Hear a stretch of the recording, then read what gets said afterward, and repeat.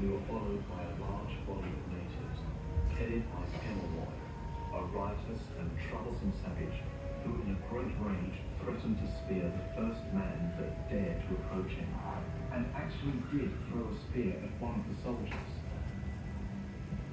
Last week the government sent 60 soldiers to kill the dead. They hang on gibbets. The people killed were unfortunately the most friendly of the blacks, and one of them more than once saved the life of a white man. Reverend Thomas. Governor Phillip was in a rather unique situation when he came to Sydney because he had one of his front teeth missing, and it was the same tooth that was knocked out during the male initiation ceremony. On my showing them that I lacked a front tooth, it occasioned a general clamour, and I thought gave me some little merit in their opinion. Arthur Phillip, Governor. The local people would have thought, here is a man who's initiated, here is an elder, a senior person, so this is somebody we can negotiate with, this is somebody we can talk to, because he has shared at least one of our ceremonies, he's missing his front tooth. Bennelong, in his early 20s, also carries the mark of a man. He has passed through the sacred initiation ceremonies, which complete his formal training. He's married and lives in Mongol territory, where he dines on oysters and crayfish, and sleeps under the stars on one of the most spectacular beaches in the world. We're everywhere. The spirit of Miami can be felt in the wind, and his voice can be heard as thunder as Miami moves across the sky.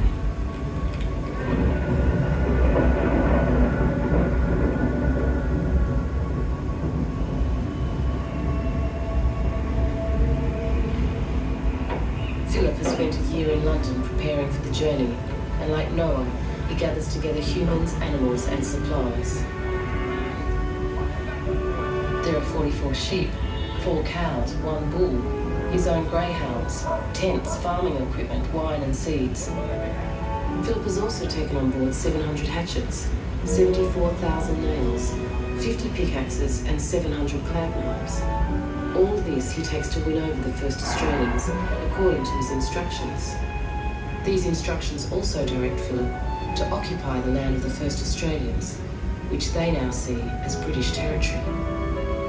Instructions for our well-beloved Arthur Phillip, Esquire, Governor of New South Wales. You are to endeavour, by every possible means, to open an intercourse with the natives and to conciliate their affections, enjoining all our subjects to live in amity and kindness with them. Lord Sydney, Secretary for the Home Department. The Home Office was rather good at issuing orders controlling the interactions of the British with any natives they encountered.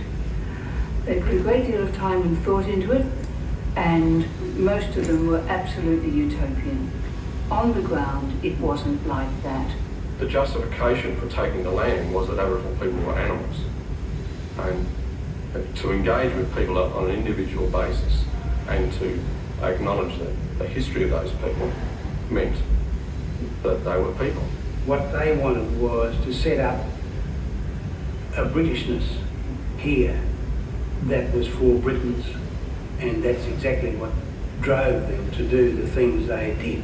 Immediately he orders trees be chopped down and the land to be cleared. They erect tents, an area for the convict women separate from the men, a blacksmith, a hospital, and a store. Invisible to Phillip are the clearly defined territories of the Sydney clans. On the North Shore are the Barrogagal and Gumaragal lands, and on the south, the Birrabirragal, the Gadigal, and Bennelong's people, the Wongal. All men are equal. These ideas were there, sitting there, and Britain went off and said, no, these people are inferior, we're going to own this land. That assumption was inhumane.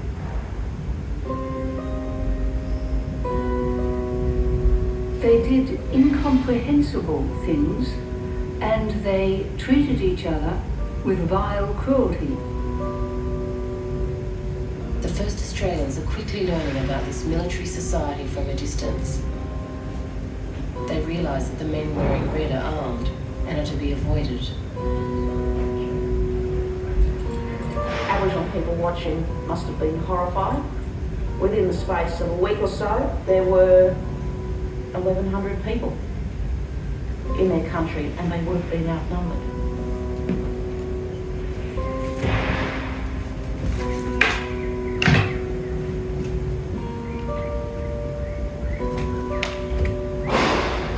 Before Philip can conciliate the affections of the natives, in 1789, disaster strikes.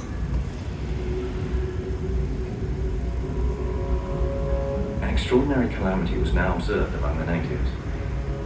Repeated accounts brought by our boats are finding the bodies of the Indians in all the coves and inlets of the harbour. Pustules, similar to those occasioned by smallpox, were thickly spread on the bodies. But how a disease could have once have introduced itself and then spread so widely seemed inexplicable. What contagion? How did it come to Australia? I think there's such a debate and there's such speculation that we can't know definitively, but in my own mind it's clear that it came with the first fleet. It's sometimes said, more often believed, that the smallpox was let loose by the British at that point in time to destroy the possibility of Aboriginal resistance. I simply can't comprehend that notion at all. In all the accounts, there is bewilderment, despair, horror in the British accounts as they see that smallpox is loose among the native population. The excavations in the rocks were filled with putrid bodies who had fallen victims to the disorder. Not a living person was anywhere to be met with. It seems as if flying from the contagion, they had left the dead to bury the dead. He lifted up his hands and eyes in silent agony for some time. At last he exclaimed, "All dead, all dead," and then hung his head in mournful silence. David Collins, Judge Advocate.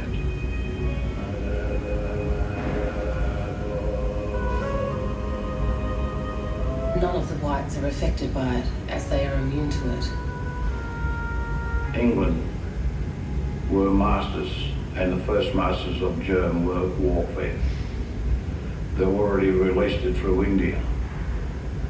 They tried it in the Americas. They released it in the West Indies, and they brought it here. Some say it came from the north of the continent, brought by Macassan fishermen and arrived coincidentally just after the British. Whatever the source, it wipes out the great majority of the first Australians in the Sydney region. Terrified, some survivors flee from the epidemic and carry the disease further, where it makes its remorseless journey from clan to clan. This is all my country. Nice country. When I little fella, plenty black fella. Plenty gin, plenty pickaninny, great corroboree, plenty fight. Hey, all gone now. All gone. Only me left to walk about. Maru. Gamagal Nation.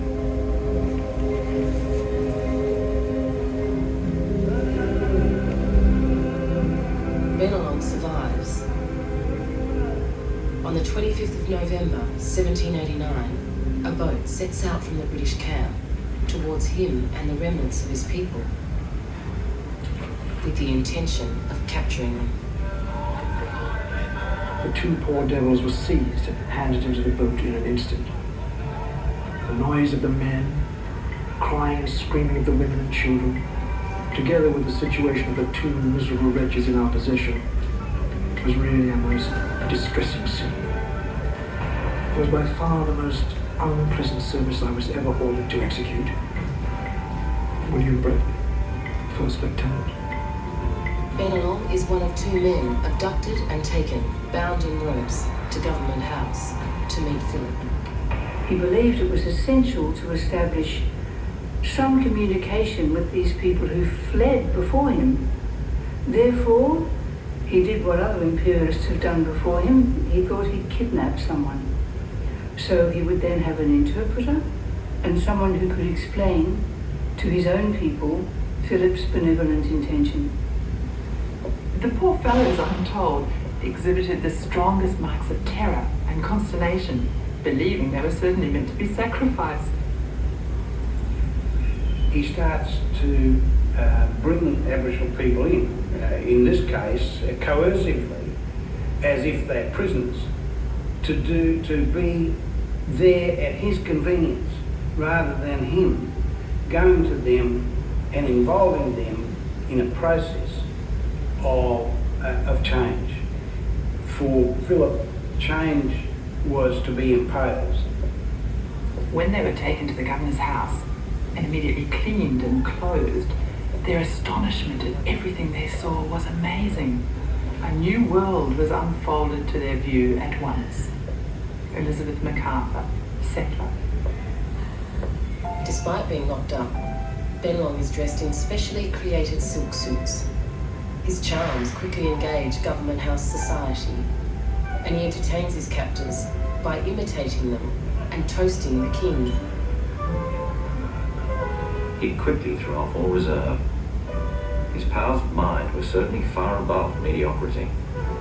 He acquired knowledge both of our manners and language. He willingly communicated information, sang, danced and capered, told us all the customs of his country and all the details of his family economy. They are universally fearful of spirits. They call a spirit Morn. They often scruple to approach a corpse, saying that the morn will seize them and that it fastens upon them in the night when asleep. When asked where their deceased friends are, they always point to the skies. Not contention. Bennelong finds common ground in more earthly practices, explaining that Benelli means to kiss, which of course the first Australians also like to do. I think they were both strategically learning as much about each other as they possibly could. I think they needed each other, but Philip needed Bennelong more than Bennelong needed Philip, for sure. In fact, Philip and Bennelong developed a surprisingly intimate and touching relationship. He calls Philip Bayana, father, and Philip calls him son. Because something we have to remember is that the smallpox has gone through. You know, the old rules have been damaged. How do you keep the old shapes of authority after that terrible decimation? Bennelong was meant to be a mediator between the clans and between government and the colonists, but I don't think it worked out that way. In April 1790, the shackle is removed from Bennelong's leg. At 2 a.m. on the morning of the 3rd of May, Bennelong wakes his guard and tells him he is sick. The unsuspecting guard opens the door to let him out, but once outside, Bennelong strips off his English clothes and leaps the paling fence to freedom, disappearing into the night. Philip is in despair. Our native has left us, and that at a time when he appeared to be happy and contented. This too is unlucky, as we have all the ceremony to go over again with another. I think that man's leaving us proved that nothing will make these people amends for the loss of their liberty. Arthur Phillip, Governor.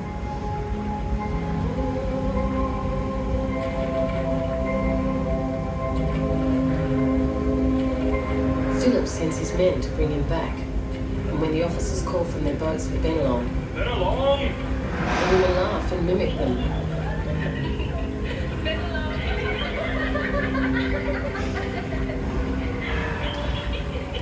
He has returned to his former way of life.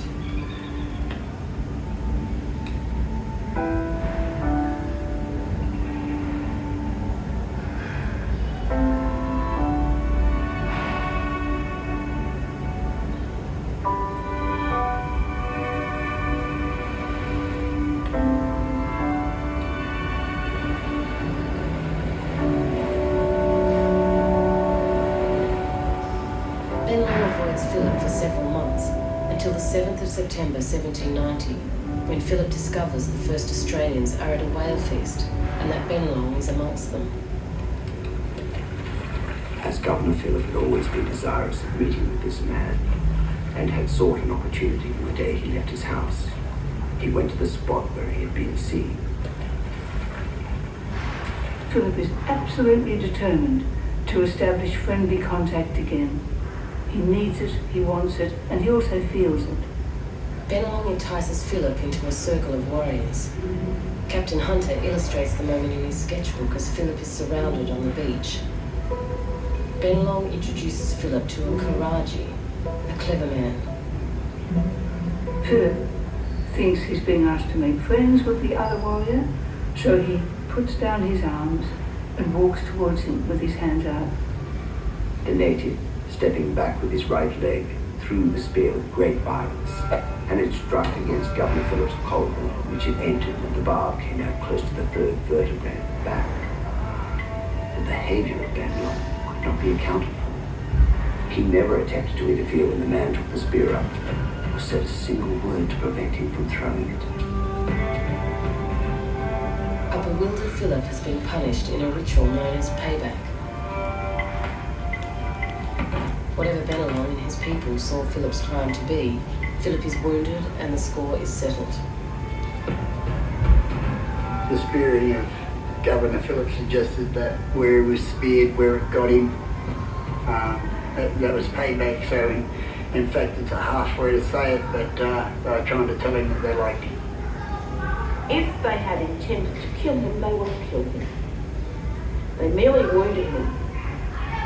And I think certainly it was a sign that they wanted Philip to be aware that he shouldn't cross the line.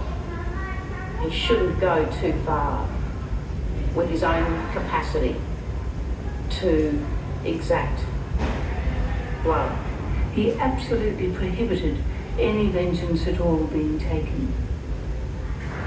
You know, he didn't know just what had happened, what the mechanisms of it were, because he didn't know anything like enough about Aboriginal political culture. But he knew enough to have a sense that this had been a formalised occasion and that somehow he'd muffed his lines. Philip tries to woo Bennelong back to Government House, but Bennelong plays hard to get. A month passes before Bennelong finally concedes to Philip's pleas. Bennelong and his wife are greeted like celebrities on their return. On hearing of their arrival, such numbers flocked to see them.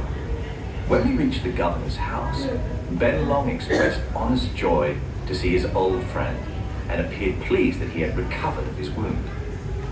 Bennelong seemed to consider himself quite at home, running from room to room with his companions and introducing them to his old friends, particularly the governor's orderly sergeant, whom he kissed with great affection.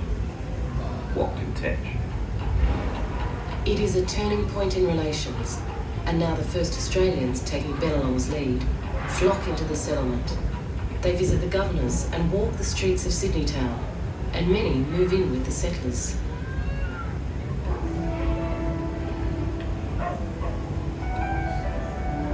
They were frequently visited by many of the natives, some of whom daily came to the barracks. All of them were very fond of bread, and they now found the advantage of coming amongst the settlers. Arthur Philip, governor.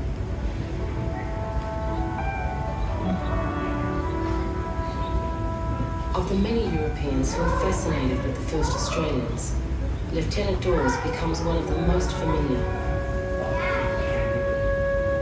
In his out-of-the-way observatory, he meets the first Australians on their own terms. Dawes was a very religious young man, we're told. He was also a very aloof and solitary young man. He was an expert astronomer. He managed to establish intimate relationships with a young Aboriginal girl called Padarigan. We shall sleep separate. You winked at me. To warm one's hands by the fire and then squeeze gently the fingers of another person. There's this interaction which is on a much more relaxed and friendly basis, and it allows for an understanding of each other's culture, an understanding of what the requirements are from each other's perspective, what the obligations are in each other's culture. Paddy Gurang teaches him her language, and in return he teaches her to read and write English. Gira Papua Yao. I shall not become white. This was said by Patchy Gurang after I told her that if she would wash herself often, she would become white. At the same time, throwing down her towel in despair. William Dawes. There's no doubt that theirs was a tender relationship. Whether it was physical is, I don't know, but tender it certainly was. She was a person who actively was involved in this interrelationship with Dawes. So it's not a question of her just being a subject or someone who was investigated by Dawes. It was a genuine relationship.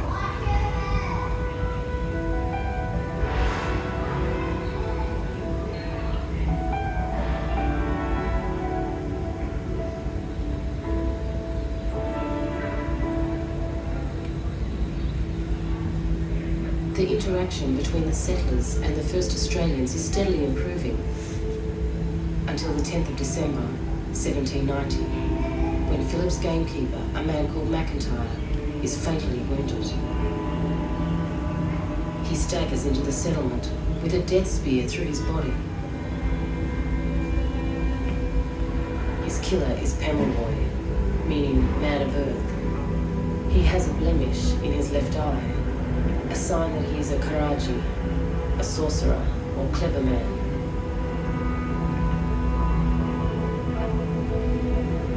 Pemulwuy was another man like Bennelong, who was fully an adult, initiated, armed, had clearly been engaged in skirmishes before, some feuding, some warfare, who can know, but he was clearly by no means a stranger to violence. McIntyre was speared with what's called a death spear.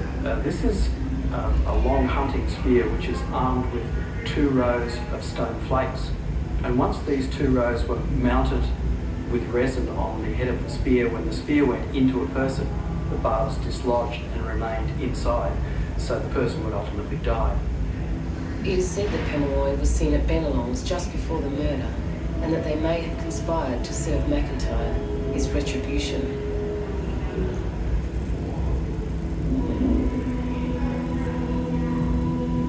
It seems highly likely that McIntyre was shooting Aborigines as he was out hunting animals. He was a gamekeeper, shooting food for the governor and for other officers.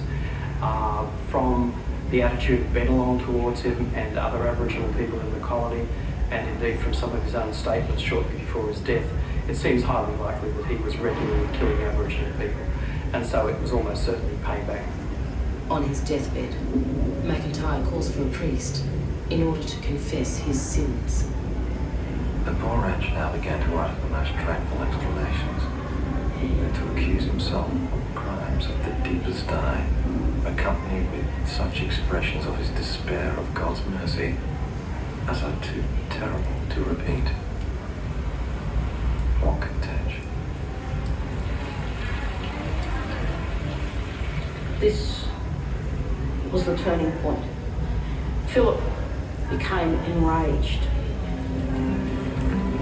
The natives will be made severe examples of whenever any man is wounded by them. But this will be done in a manner which may satisfy them. That it is a punishment inflicted on them for their own bad conduct. Philip asks Bennelong to find Pemulwuy, but Bennelong and his people are glad to see the last of McIntyre. This fellow that's been killed, McIntyre, he's a gamesman and he's a gardener. They can't understand why Philip is so angry. I think Philip was under a lot of stress. His living standards were becoming worse and worse. The colony was becoming perilously close to starvation. And this must have been an incident of enormous proportions, perhaps blown out of proportion for Philip? Our party are to be ready to march tomorrow morning at daylight in order to bring in 6 of those natives who reside in the head of Botany Bay. Or if that should be found to be impracticable, to put that number to death. Arthur Phillip, Governor. William Dawes and his colleague, Watkin Tench, are ordered to lead the revenge party. Tench, similar to Dawes, has befriended the first Australians. He expresses his disgust at the order in his journal. At 4 o'clock on the morning of the 14th December 1790, we marched with 3 days' provision, ropes to bind our prisoners with, and hatchets and bags to cut off and contain the heads of the slain. Watkin Tench. Off they go. As he says, heavily encumbered Europeans in pursuit of native Indians, as he always calls them because of his time in America, on their home ground. Yet they're somehow meant to entrap them or encircle them or catch them. They're carrying 60 pounds on their back. They're in these big red hot coats, big boots, trying to go through the bush. On his own turf, Hemingway eludes the officers with ease. Philip cannot accept he has been outmanoeuvred. Dawes refuses to participate when Philip orders them to go out yet again. It's a very strange performance from a cool-headed man. All that happens on that second expedition is that they, a number of them nearly drown themselves in quicksand. By November 1791, after governing for 3 years, Philip is exhausted by the extraordinary effort of establishing the colony, and he resigns due to his ill health. Despite Dawes wanting to stay, Philip orders him to leave. In his final weeks, Dawes truly discovers how he and his people are perceived. I then told her that a white man had been wounded some days ago, and asked her why the black men did it. Gulara. Minium Gulara Iora. Nyam Malawai, white man.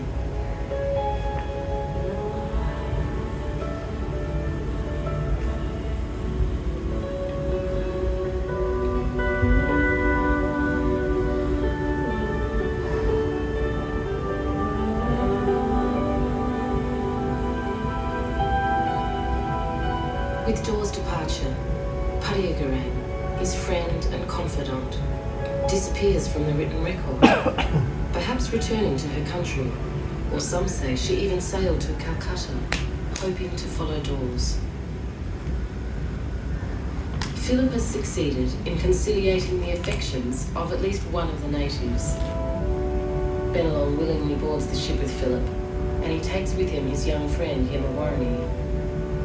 All very well for Bennelong, but not his wife, who smashes his spears as he sails into the distance. With the governor there embarked, voluntarily and cheerfully, 2 natives of this country, Bennelong and Yemawarani, who withstood at the moment of their departure the united distress of their wives, to accompany him to England, a place that they well knew was at a great distance from them. David Collins, Judge Advocate.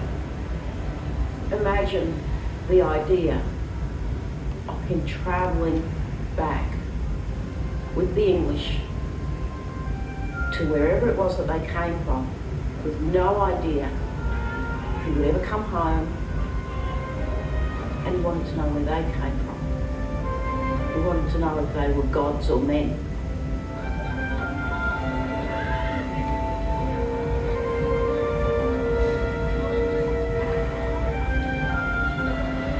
For Bennelong, it is like arriving on another planet.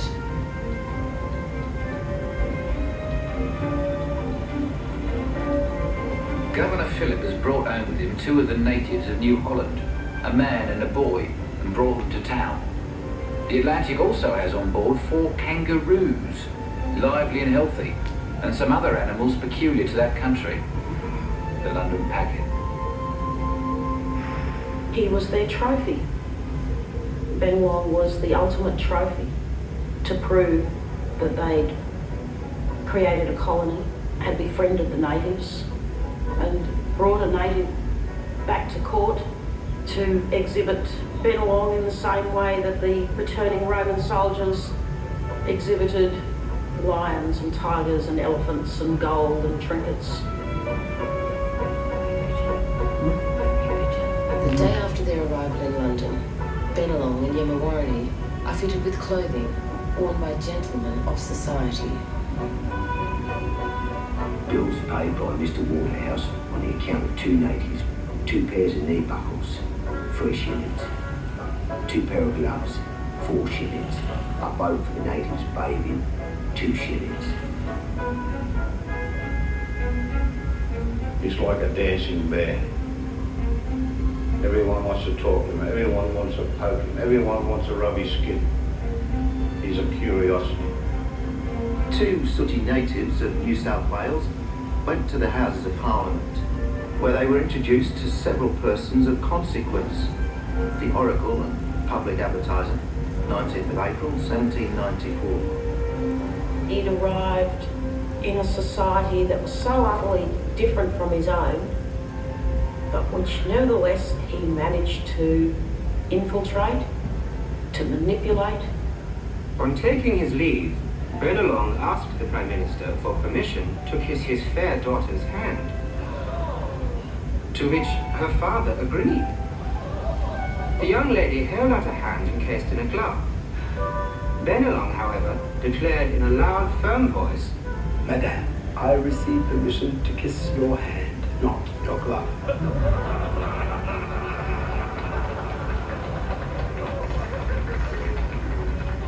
2 years on, the novelty of Bennelong has worn off.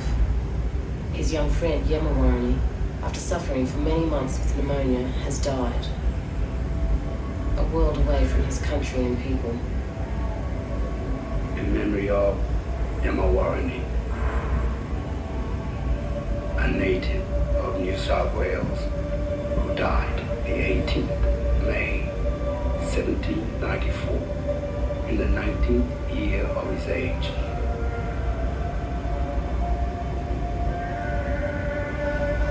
Bennelong is depressed, alone, and on the verge of dying himself as he waits in the hull of a ship through a freezing English winter, hoping to set sail for home.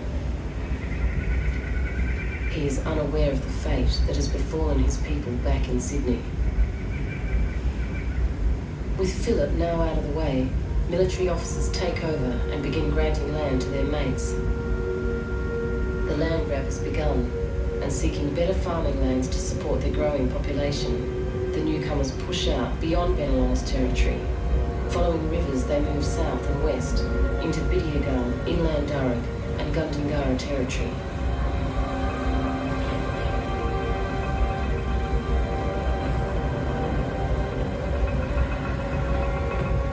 Their first target is the fertile riverbanks, where they replace the native yam beds with their own crops of corn.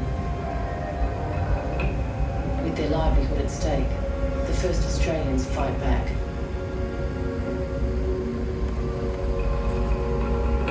Pemulwuy unleashes his fury at their trespass into his territory. The papers report his raids, and his name once more spreads fear amongst the settlers. He had them frightened to death, them fellows out there. He could be a mile away from them, set the scrub on fire. He knew which way the winds were going to go. He knew how the fire would run, and he'd burn them out. And he wouldn't have to be within cooey of them.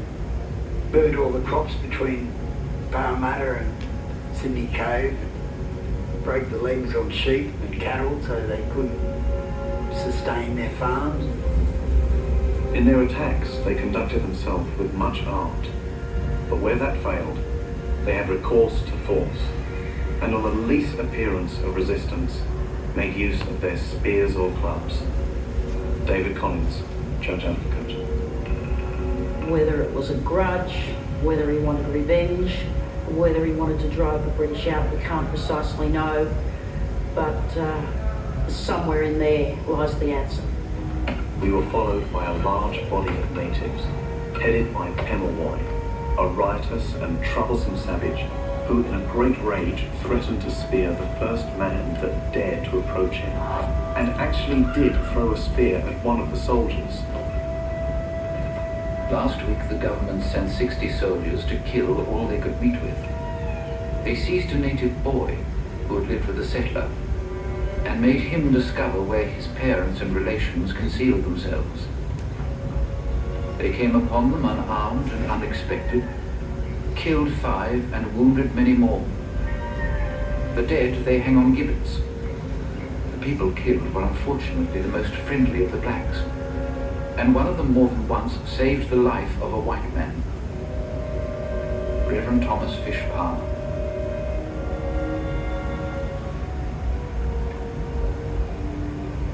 The ideas of self-preservation and having farms here and all these things were very romantic in the mind of contemporary white people, because they love hearing that kind of history. What they don't like is the Aboriginal perspective that says that Aboriginal people were protecting the land, and they did it continually.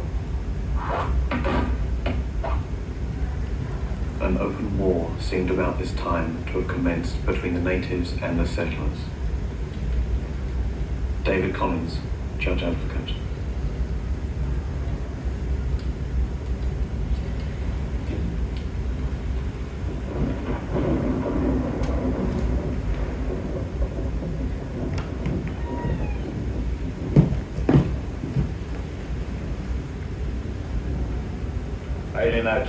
Pimoy's killed, head cut off. It's taken back to the colony, Sydney. There it's put in a jar, like a pickle jar, with alcohol. It's put on the next boat and it's taken back to England. Taking heads to England and sending them across to other places in Europe was in fact the ultimate insult. It was not only insulting to the people whose heads were removed, but it was insulting to their families and relatives who were left without having the capacity to carry out the ceremonies that they needed to satisfactorily complete the requirements of burial or cremation or whatever else was needed. Taking his head, showing it in the streets, taking it back to England was not just a war trophy, but a sign that they had finally conquered the Aborigines. Pemulwuy's head arrives in London and is placed at the Royal College of Surgeons Museum.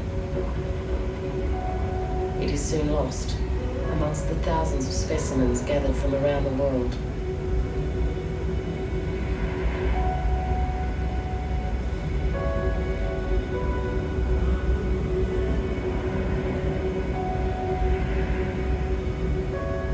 The whole of you to put it to rest once and for all. After Pemulwuy's death, the British believe the War of Resistance has ended. But Pemulwuy is now a martyr, and his influence spreads to others. We have to look at the ways in which Europeans acted. Did they make an effort to do what they were supposed to do? Is there any evidence that they were building a humanity, building a partnership? And the answer to that is no.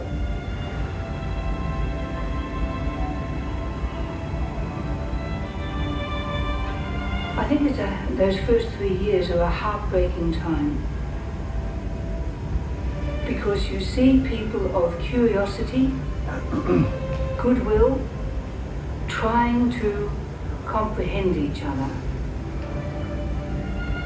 For a while, it looked like that something was possible here, which hadn't happened anywhere else, that something remarkable might have been achieved. And that dawn closed catastrophically and quickly within a few years.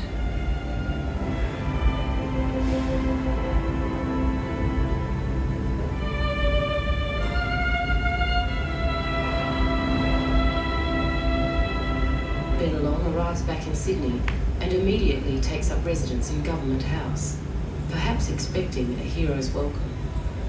On his first appearance, he conducted himself with a polished familiarity towards his sisters and other relations. But to his acquaintance, he was distant and quite the man of consequence. David Collins, Judge Advocate. His own country, his own society is absolutely transformed, and his own position in it has vanished, because this is a period of very fast change, and he can never reclaim that position of authority again. Sir, hope all are well in England. I live at the government. I have not a wife. Another black man took her away. He speared me in the back. You can watch him being drained of prestige. It's very painful to watch. Madame, I want stockings. Thank you, madame. Send me 2 pair of stockings. Send me some shoes. 2 pair, please, sir. Black one.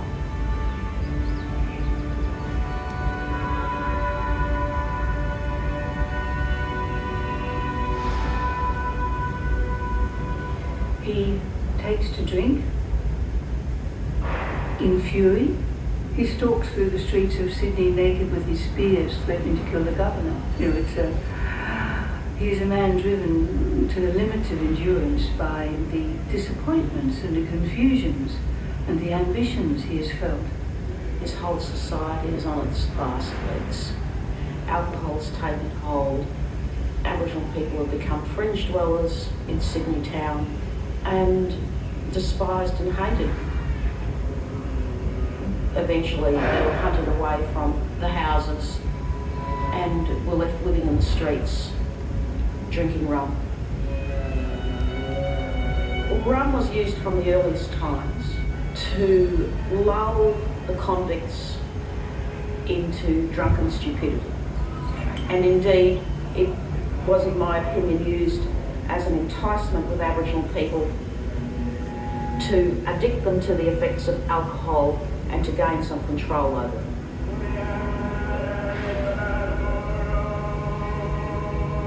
Bennelong had become so fond of drink that when any officers invited him to their houses, he was eager to be intoxicated, and in that state was so savage and violent as to be capable of any mischief. Governor John Hunter.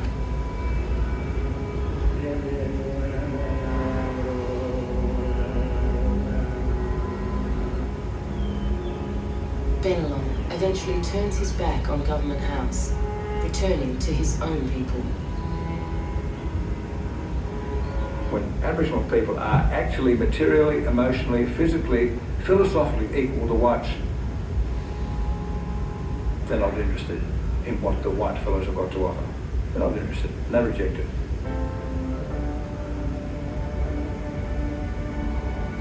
For some time after his return, it is true, he assumed the manners, the dress and consequence of a European.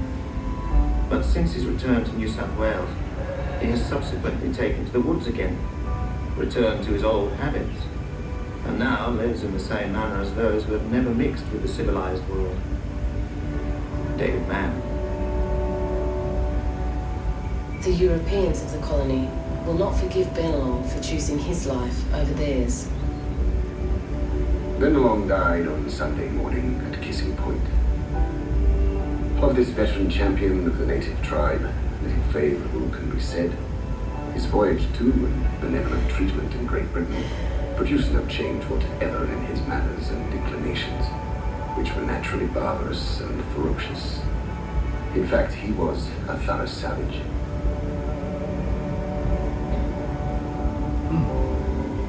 But to the tribe Bennelong was leading at the time of his death, he was a different man. I had a portrait of Bennelong which I showed his kindred, which had been taken in England, in my pocket at the time. I took it out and showed it to them. When they looked upon his features, they were astonished and wept aloud. is Bennelong, they cried. He was our brother and our friend. Reverend Lee. A peacemaker and a leader, the first of his people to see the newcomer's world, Bennelong is largely forgotten. He dies, being regarded, he was given an epitaph as being an irreconcilable savage. And to see that light-footed man, that man of so much political skill and resilience, so reduced, is, I think, tragic. With Sydney conquered, the Landgrab moves west. The only natural obstacle in their path is the Blue Mountains. Some convicts believe that just over the mountains lies China, and many die trying to find a way over. It takes the settlers 25 years to find a way of crossing the Blue Mountains using an Aboriginal trade route. But it is not the mountains they are interested in, rather the endless pastures that lay beyond. Well, William Sutter, he was my great-great-great-grandfather. When he came across the mountains, he was only 17 years old. So he would have been filled with ambition to try and, make his mark and to try and grow whatever they had for their family. Being young in a new area, it must have been a very exciting time for him because he had all the energy to go ahead and do things. And it must have just been like you could just see the whole world out there, or what he thought was a whole new world. As they move inland, the settlers are observed by the people who live here. They stumble onto one of Australia's biggest tribes, the Wiradjuri.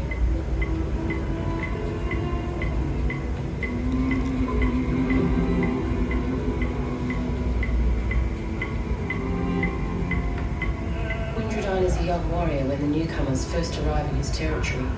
They call him Saturday.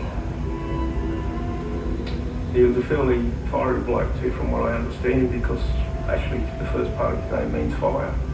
He was fairly calm, trying to get on with the British when they first came there. He was a very family-orientated sort of fellow, but also strong with his culture and things like that. I feel very proud, that I've sent it back to him. William Sutter arrives in Windradine's country in 1822 with his father George.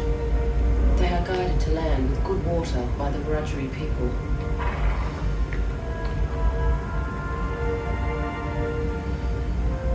They call their station Brucedale. William is left in charge with instructions from his father to treat the local Wiradjuri with kindness and respect. He takes the instructions to heart more than any other, and he learns to speak the Wiradjuri language. They would have come to a place with absolutely nothing, no house, no fences or anything, and probably not a lot of cleared land. So it's been in the family right from when it was an original land grant. And I'm the 6th generation on it now. The country is opened up to anyone who can pay to settle there by the new governor, Sir Thomas Brisbane. But he does not find time to explain this to the Wiradjuri people. As governing goes, this is not a spectacular success. So the idea then, in the minds of the British, were that they could simply go over the mountains if they could do that and own everything out there. At the time, all the governors they gave land to the white settlers. And yeah, we just took it. It was as simple as that. Like there wasn't any treaties signed to say, oh well, like there was recognition of prior ownership. You had these people come across the mountains and just set up a town, declared it a town, and then just started clearing the land and taking over everything. But the Wiradjuri people were left basically starting their own land. The Wiradjuri watch as the land is cleared of trees. Trees have special meaning for the Wiradjuri, who carve into their bark to mark graveyards and sacred initiation sites they call Bora grounds.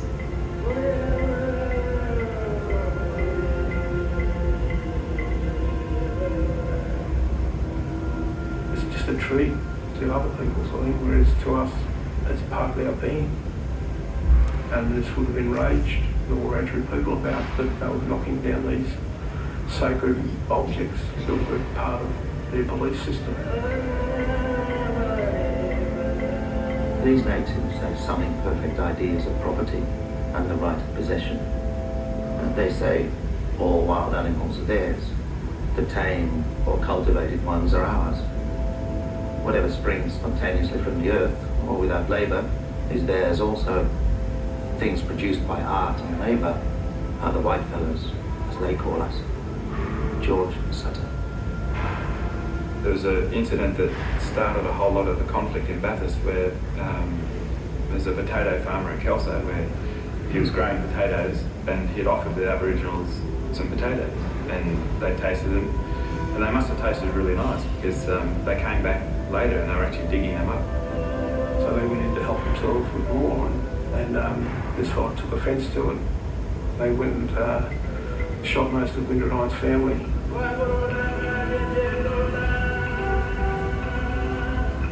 And so his anger just sort of come out of him and he rallied up his people to take these people on. He figured out, well, we've got to fight these people a different way. Our rules of engagement, our rules of sorting out disputes are out the window now. He decided that he'd actually go to war with the local farmers and he was seeking revenge for what had happened. So Windradyne actually turned up at Brucedale where William was. Our hut was one day surrounded by a large party of blacks fully equipped for war, under the leadership of their great fierce chief and warrior, named by the whites Saturday. There was no means of resistance, so my father, then a lad of 18 years, met them fearlessly at the door. He spoke to them in their own language in such a manner as not to let them suppose he anticipated any evil from them. They consulted in an undertone and departed as suddenly and noiselessly as they came. They never molested man or beast of my father's. William Sutter Jr. William met with them and spoke to them in the Wiradjuri language and saying that he had nothing to do with the killings and he probably would have said that he was appalled with what was going on and he didn't want anything to do with what the white people were doing. And so Windradyne probably would have accepted that and they disappeared that night and they were one of the few families that never ever got attacked. Windradyne chooses his next target carefully. It is the home of Samuel Terry, who has built his farm on Aura ground and is also rumoured to have fed the Wiradjuri poison. On the estate of Mr. Terry Millamora, 3 poor men have been destroyed by natives. When the hapless men were killed, the Sable murderers then proceeded to break up and destroy every article of convenience about the place. Windradyne then continues on to another 2 stations, horribly killing yet more men, burning to the ground their huts and scattering and slaughtering their sheep.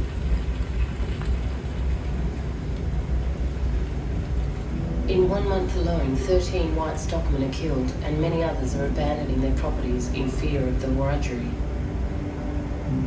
No one is safe in this climate of terror.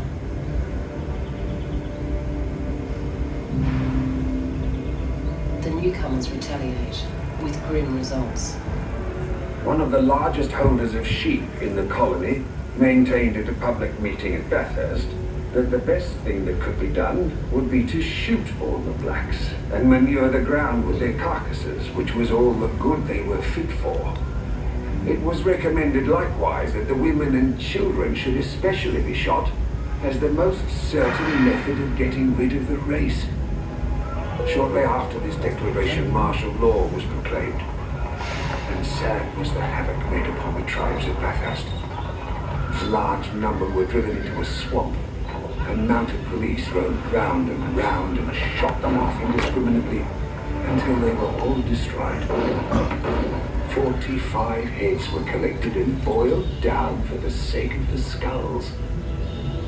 Reverend Threlkeld.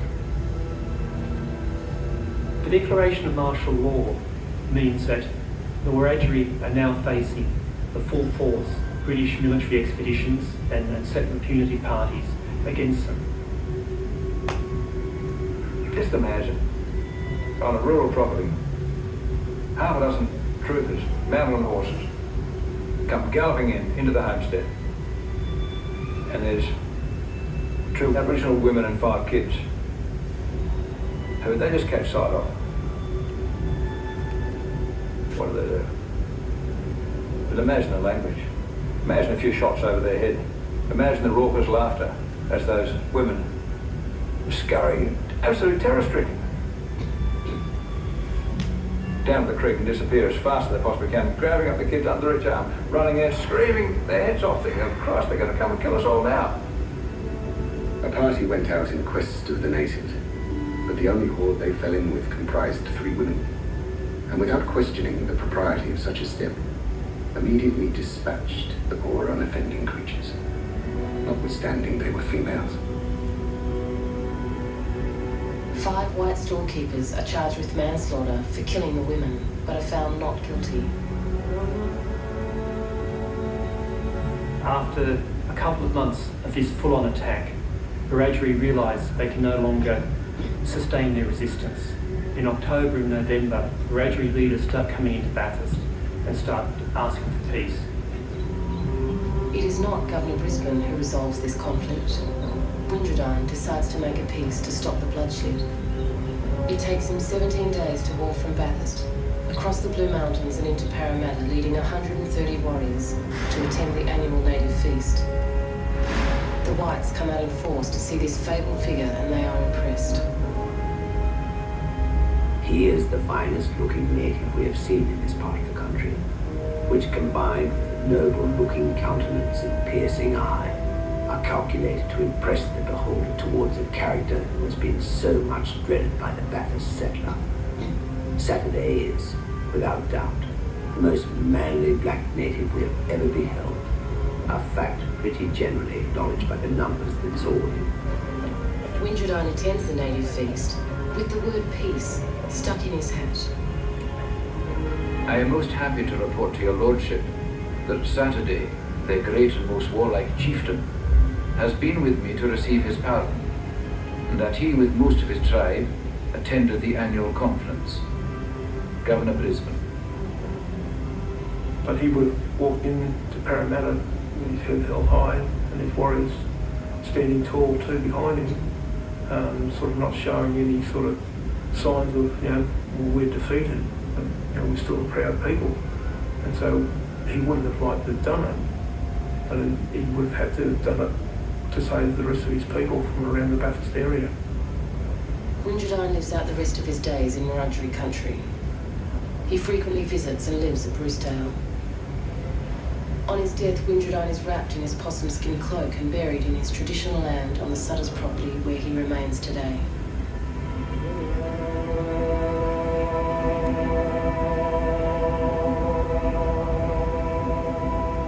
And the country's got to recognise the hurt that our people went through, and even some of their people went through, which is within their descendancy, who do not want to even recognise or even want to even talk about those things that happened to them or what their families were involved in. So it's not a blame game thing, I don't think, anymore. It's just we need to heal and then move on. 200 years on, the first Australians and those that came after them are still working out issues over land and how to live together.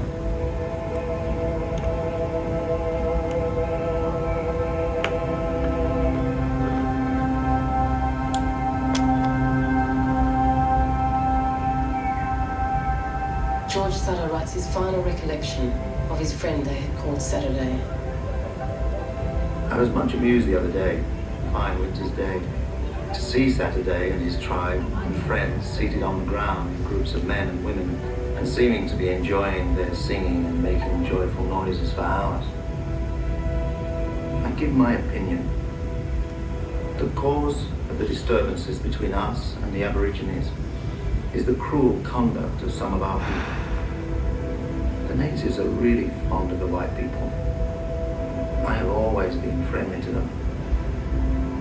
We have never suffered the smallest injury from them. George Sutter.